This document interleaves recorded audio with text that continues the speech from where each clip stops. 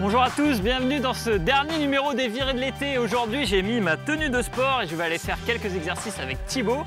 Elodie, elle s'est rendue au château de Talmont. Elle va vous faire visiter un petit peu toutes les animations que vous pourrez voir et un petit peu les coulisses aussi du château.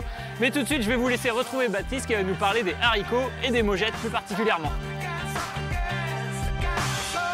Salut, aujourd'hui on se retrouve au milieu d'un champ de haricots à Sainte-Flève-des-Loups pour parler de la fameuse mogette de Vendée. Ces légumineuses, comme on les appelle, sont des plantes qui reviennent à la mode depuis ces dernières années. Effectivement, elles sont riches en protéines, c'est-à-dire qu'elles peuvent potentiellement remplacer la viande. Ce haricot, ça fait 7000 ans qu'il est consommé dans le monde, mais plus précisément en Amérique centrale et du Sud, son centre d'origine. Effectivement, tous les haricots proviennent d'un seul et même endroit, l'Amérique. Avant Christophe Colomb, avant 1492, eh bien, les fameux haricots tels qu'on les connaît aujourd'hui n'existaient pas. Ils sont ensuite arrivés en Europe, se sont diversifiés, ont donné naissance à de nombreuses variétés, mais tout est parti d'un seul endroit, je vous le rappelle, l'Amérique. Mais une curiosité historique a interrogé nombre d'historiens. Dans le capitulaire de Willis de Charlemagne au IXe siècle, bien avant la découverte de l'Amérique par Christophe Colomb, on y découvre l'appellation phasiole ou phasiolum. Un haricot qui serait arrivé avant la découverte de l'Amérique. Et bien ce haricot, le voici. Il est originaire d'Afrique tropicale. Ce haricot fait de petits grains et a donc des conditions de culture un peu plus délicates que celui que l'on connaît actuellement. Il avait été appelé en provençal fayolle, qui a dérivé dans le langage des marins en faillot. Et l'appellation mogette, d'où vient-elle? Eh bien tout simplement d'une mutation arrivée en Occitanie d'une vigna blanche à une noire, que l'on a surnommée mongette et qui s'est répandue ensuite dans tout le sud-ouest de la France jusqu'au Poitou, sous le nom français bien connu de mogette. Et la mogette de Vendée est-elle africaine ou américaine? Eh bien, elle est américaine, tout simplement car quand Christophe Colomb rapporte les fameux haricots d'Amérique, ils sont beaucoup plus productifs que les vignas que l'on cultivait jusqu'à présent. Ils vont les supplanter tout en gardant le même nom. Et le haricot en France arrivera plutôt en 1533. On pense que c'est Catherine de Médicis, lors de son mariage avec Henri II, qui le ramena pour le banquet. Le haricot colonisera toute la France et sera sélectionné suivant les terroirs de façon différente, ce qui va amener la création de nombreuses variétés. Des variétés dont je vous parle dans la deuxième partie. En attendant, je vous laisse avec Arnaud. Shifumi, Shifumi, Shifumi, Shifumi. Shifumi, Shifumi, Shifumi, Shifumi. Ok, très bien, stop. Ça va, c'est pas trop dur? T'as compté le score ou pas? J'ai pas compté le score, mais je crois que t'as gagné. Je dois avoir un point d'avance. Je suis mon perdant. Ok, t'es prêt? Ouais. Tu reviens au milieu, tipping. Ici. On fait la même? On fait la même, sauf que du coup, quand je t'indique à droite, toi tu vas de l'autre côté.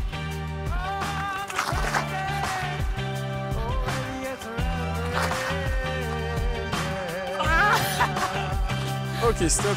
Très bien. Allez, c'est parti. Ok, tu reviens au milieu. Tipping.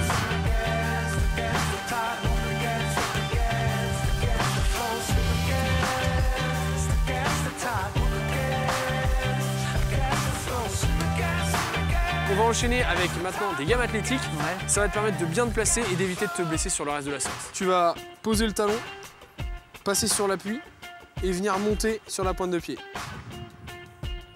C'est un peu, je marche sur la ligne. Ok, ouais. Très bien. Tu me fais la même au retour. Pousse bien sur la pointe de pied. Là, on échauffe un petit peu au niveau articulaire des chevilles et bien évidemment des mollets.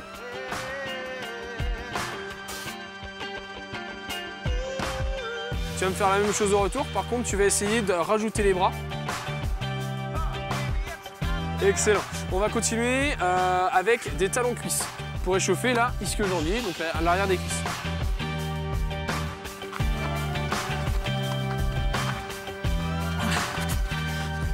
Dernier exercice qu'on appelle l'exercice de foulée tractée ou de jambes tendues. J'ai l'impression que c'est un robot. Ok, c'est normal, tu me fais la même chose, sauf que là, tu es en train de poser le talon. Donc quand tu poses le talon, tu n'avances pas. Il faut que tu sois sur l'avant du pied. Comme ça? Ouais. Ok, très bien. Très bien. Ça va? Tu commences à être chaud? Ouais, je suis bien chaud. Ouais. Eh ben écoute, on est parti pour le premier atelier dans le bas du bois du Landreau où on va commencer à travailler au niveau du haut du corps. Très bien, allez, en piste. C'est parti. On va travailler haut du corps, abdominaux essentiellement.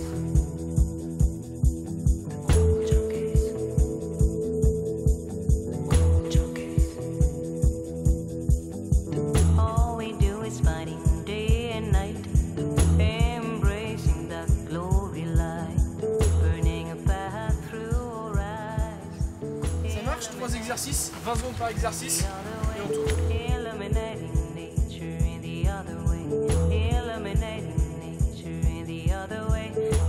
Alors, on arrive donc sur un nouveau pôle de musculation. Ouais, là, on va travailler un peu plus les bras.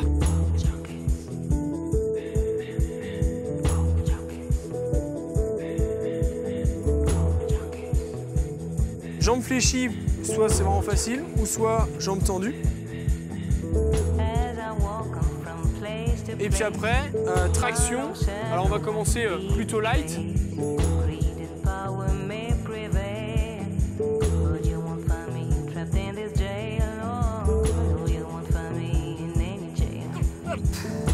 Voilà, donc là, n'hésite pas à bomber le torse. Voilà, bien. Attention à pas trop basculer. Voilà. Et à ressortir les pecs quand les jambes vont devant. Voilà, allez, ressors les pecs. Voilà. Tu viens descendre les fesses. Et tu remontes. Encore une fois. Donc ça, on peut faire ça et on peut se mettre du poids sur les cuisses pour que ça soit plus dur. Alors, reste bien grand, voilà. Sors bien les pecs pour garder les alignements. Ok, top.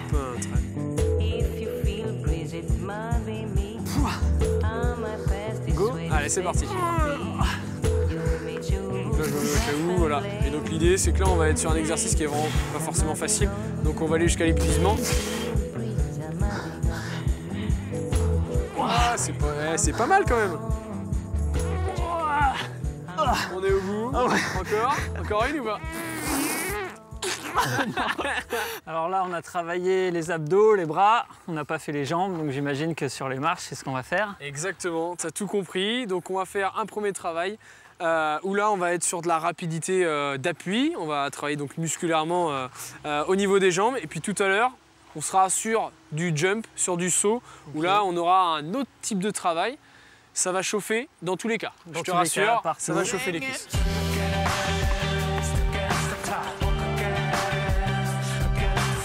Commence. Ok, on va continuer. D'accord.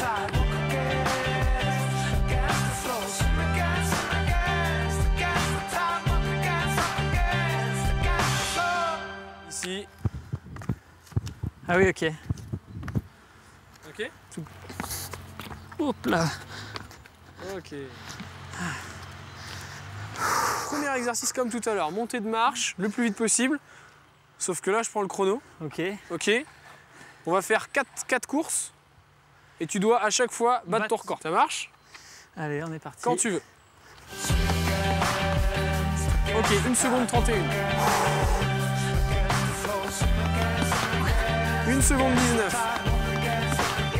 1 seconde 12. Oh oui! Là, c'est battre mon record à chaque fois. Contrat rempli. Ça y est, on arrive à la fin de la séance. Maintenant, on passe aux étirements pour éviter d'avoir mal demain, c'est ça? Exactement, pour éviter les courbatures. Alors avec ce qu'on a fait juste avant, les escaliers, il faut éviter de trop s'étirer, mais un petit peu quand même, parce que si on s'étire de trop, on va aller jusqu'à casser du muscle. Thibaut, ça y est, on vient de faire tout un petit parcours d'exercice, en commençant justement par un petit échauffement. C'est important avant de se lancer et d'aller faire du sport. Le but, c'est voilà, d'avoir un renforcement global. On n'a pas besoin d'aller courir 2 heures, j'allais dire de s'ennuyer pendant ces 2 heures. En une demi-heure, 3/4 d'heure, on peut faire des choses très variées. Tout un tas d'exercices différents, ouais, qui nous permettent aussi de travailler différentes parties du corps. C'est important ça aussi. C'est le but, parce que si on est très fort des jambes et qu'on n'a rien en haut, bah, ça va créer des déséquilibres, on peut avoir des douleurs. Le but, c'est de voilà, travailler de façon globale et puis de garder la forme en se faisant plaisir, parce que c'est quand même ça le plus important. Là, on a fait quoi? On a fait 3 pôles grosso modo. Ouais. On a travaillé différentes parties du corps. Exactement, alors certains peuvent prendre le parti pris de faire une séance où on fait que les jambes, puis une séance où on fait que les bras. D'autres faire tout dans la même séance, un peu tout le temps en fait. C'est des curseurs qu'on va ajuster en fait en fonction de l'objectif qu'on a. Si on a un objectif de garder la forme pendant l'été, des séances de ce type un peu plus globales vont largement faire affaire pour vraiment garder la forme. Alors ces exercices, bien sûr, on peut les faire chez soi, tout seul, comme on veut, en fait, n'importe quand, ouais. en plein été, mais l'hiver aussi. Exactement, alors l'idée c'est de faire des exercices similaires avec un peu plus de vêtements sur soi. C'est ça, un peu plus frais dehors. Et par contre, il faut faire attention à peut-être favoriser un peu plus l'échauffement parce que le corps, pour le faire monter en température en fait, tout simplement, éviter de se blesser. Là, on a fait un échauffement, j'ai envie de dire, plutôt rapide et plutôt très simple, étant donné les conditions climatiques. L'idée c'était d'être bien chaud. Là, voilà, il fait une vingtaine de degrés en hiver. Quand il fait -5, il y a quand même du chemin à faire, donc il ne faut pas hésiter à bien forcer sur cette fin d'échauffement en fait. Même si on n'est pas forcément un grand sportif, c'est important aussi de faire ce genre d'exercice tout simplement pour être bien. Pour moi c'est fondamental, on voit énormément de sportifs amateurs qui se blessent à la reprise parce qu'ils reprennent trop fort. Et voilà, ils ont peut-être eu un plan d'entraînement à faire pendant l'été que leur entraîneur leur a donné, mais qu'ils ne l'ont pas fait. Et du coup, ils arrivent et tout de suite, on tape dans l'intensité et ils se blessent. Et parfois, ils s'étonnent d'être blessés, mais on rajoute les excès de l'été plus l'absence d'entraînement. À la reprise, voilà, c'est le cocktail magique pour se blesser. D'accord. Ce que j'ai ressenti, c'est que on se chauffe vite, ça monte rapidement. Des petits exercices comme ça, c'est assez efficace. Exactement. Je dis l'image un peu, c'est mettre de l'huile dans les engrenages. C'est un peu ce principe-là. Donc je pense que c'est ce que tu as dû ressentir. Je me sens peut-être un peu moins rouillé, un peu fatigué quand même aussi. Mais je pense que ça m'a fait du bien. Ouais, même si je vais bien le ressentir dans les jours à venir. Je pense que tu auras quelques courbatures demain. Merci beaucoup Thibaut pour les courbatures. Tout de suite, je vais vous laisser avec Elodie. Elle s'est rendue au château de Talmont. Elle va vous raconter un petit peu son histoire et vous présenter les différentes animations de cet été.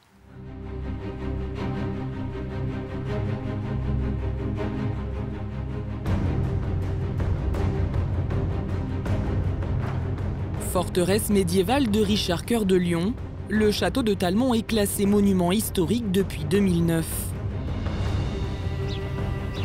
Ce château fut construit vers 1020 par Guillaume le Chauve à la demande de Guillaume V, comte de Poitou et duc d'Aquitaine. Construit sur un éperon rocheux, l'emplacement a été soigneusement choisi. Ça permet d'être situé en hauteur, donc de voir les ennemis arriver de très très loin. Et puis surtout, il faut savoir que de chaque côté, nous avons 2 rivières, dont un qui était un bras de mer, donc qui permettait de protéger naturellement le château grâce à la marée haute. Ça formait des douves, naturellement. On avait également un port qui était situé vraiment au pied du château. Donc ça vraiment, c'était un emplacement très stratégique parce qu'il y avait toujours du commerce qui s'y effectuait et du coup des taxes qui étaient levées et c'était le seigneur qui récupérait ces taxes. Cette proximité avec la mer permit également à Guillaume d'utiliser des galets pour construire sa forteresse en pierre et ainsi asseoir son prestige. Car à cette époque, la plupart des châteaux étaient construits en bois. Cette volonté d'impressionner convives et ennemis fut également poursuivie par Guillaume le Jeune, second seigneur de Talmont. Comme en témoigne la salle des gardes, autrefois salle des apparats. Ici, le seigneur, en construisant cette pièce, a vraiment demandé aux ouvriers de faire un effort sur l'architecture parce qu'il va avoir un seul et même objectif, c'est d'impressionner les personnes qui vont venir dans son château. Donc comment il va faire? Eh bien tout simplement, au niveau du plafond, il va mettre 3 voûtes d'arêtes séparées à chaque fois par des grands arcs en plein cintre, comme on voit juste ici. Et puis, juste derrière moi, nous avons ici 3 fenêtres avec, encore une fois, des arcs en plein cintre. Alors il faut savoir qu'elles étaient vraiment ouvertes sur une vue très impressionnante du territoire. Ces fenêtres furent bouchées au XIIIe siècle par un autre seigneur, Savary de Mauléon, qui souhaitait fortifier son château. Le mur qui les bouche mesure 7 mètres d'épaisseur. Mais le personnage le plus connu et emblème du château reste Richard Cœur de Lion, qui hérita des lieux de sa mère, Aliénor d'Aquitaine. Il venait ici notamment pour ses parties de chasse. Aujourd'hui, Le site propose aux visiteurs des animations autour de cette histoire. Ateliers costumes, tir à l'arbalète ou encore des spectacles, comme celui des Faucons d'Aliénor. Un ballet d'oiseaux orchestré par Louis-Marie Billot, fauconnier depuis 11 ans. Ça reste un animal sauvage, mais par contre on instaure vraiment une confiance entre l'oiseau et nous, quoi. C'est vraiment passer du temps, énormément de temps avec lui, tous les jours. Et après, quand on se rend compte que l'oiseau est bien, est bien avec nous, quoi, donc après on peut commencer à travailler pour le faire voler. Les faucons, on les entraîne au leurre, quoi, donc, comme ils faisaient à l'époque médiévale, pour entraîner leurs oiseaux à la chasse. Le leurre, c'est une pièce de cuir avec une longe, et en fait, qu'on fait tourner, parce que vu que les faucons dans la nature ne mangent que des oiseaux, ils attaquent que des oiseaux, donc on fait semblant que ce soit un oiseau qui vole, quoi, en fait. Et donc on les entraîne au leurre comme ça.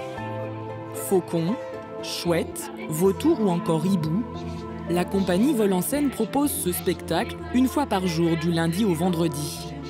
Quant au château, il peut se visiter seul ou avec un guide.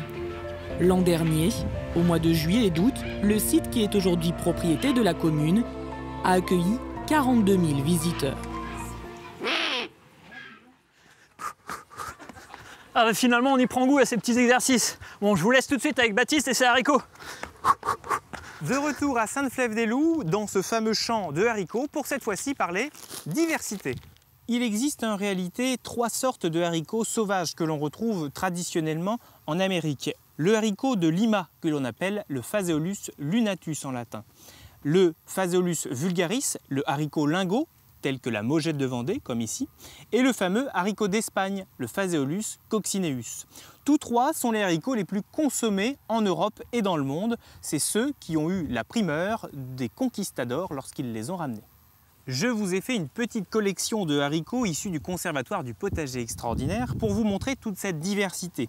Par exemple, vous avez des haricots qui sont plutôt panachés, marbrés on les appelle, plutôt consommés par les Italiens. Pour les haricots noirs, comme ceux-ci, eh bien, eux sont plutôt consommés au Mexique. Quant aux haricots rouges, eh bien, ce sont des haricots traditionnels du Mexique, de la Chine et d'Amérique en général. Quant aux Français, eh bien, ils vont plutôt être blancs. Par exemple, ici, on a le haricot riz, comtesse de Chambord, un petit haricot qui ressemble en quelque sorte à un grain de riz et qui était consommé exactement de la même manière que nos haricots blancs. Et ici, le haricot petit carré de Caen, un haricot aux formes légèrement rectangulaires, différent de notre traditionnel lingot que l'on appelle la Mogette de Vendée. Parmi tous ces haricots, certains ressemblent à des bijoux, presque des perles, comme ce fameux Macpi, un haricot marbré, moucheté même, avec une belle décoloration blanche. Quant au haricot yin-yang, un des plus connus, eh bien, il a une partie noire avec un œil blanc et une partie blanche avec un œil noir, assez surprenant. Quant à celui-ci, eh bien, il s'appelle Steuben Yellow Eyes, avec bien sûr son joli œil jaune. Et parmi les Français assez connus et mystiques, vous avez le Saint-Esprit à œil rouge. Certains disent que le linceul du Christ est imprimé dessus. Autre anecdote à savoir sur le haricot, c'est qu'il est de la famille des Fabacées. Une famille très particulière car les racines de ces plantes sont capables de vivre avec des rhizobiums, des bactéries qui sont capables de transformer l'azote gazeux de l'air, qui ne sert à rien pour les autres organismes, en azote assimilable par les plantes. En quelque sorte, elles vivent en symbiose dans des nodosités, des espèces de petites cavernes dans les racines, et leur permettent de pousser. Une fois cette culture faite, eh bien, le sol sera enrichi en azote. C'est en quelque sorte un engrais naturel. Voilà, j'espère que je n'aurai pas cassé le mythe de la Mogette de Vendée qui arrive finalement d'Amérique, mais qui est tout à fait goûteuse. Je vous invite à les déguster tout au long de l'été. Je vous dis à très bientôt et n'oubliez pas, restez curieux. Les virées de l'été, ça y est, c'est terminé pour aujourd'hui et c'est même terminé pour cette saison. J'ai été ravi de la partager avec vous et de vous faire découvrir toutes ces activités. Maintenant, vous avez plein de nouvelles idées pour vous occuper en Vendée pendant vos vacances. Alors amusez-vous bien, salut!